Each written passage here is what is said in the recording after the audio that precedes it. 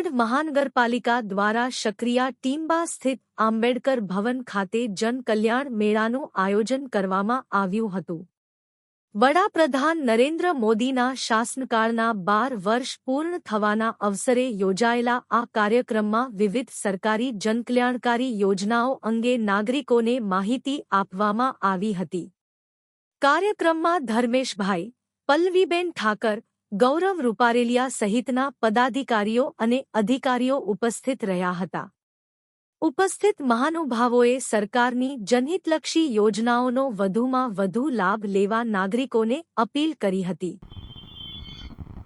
આપણા વડાપ્રધાન શ્રી નરેન્દ્રભાઈ મોદીના કેન્દ્રમાં જે 12 વર્ષ પૂર્ણ થયા એને ધ્યાનમાં રાખી અને જે કાર્યક્રમો થાય છે તેમાં આજે વોર્ડ નંબર 8, 9 અને 10 જન કલ્યાણ શિબિરનું જે આયોજન કરવામાં આવ્યું છે।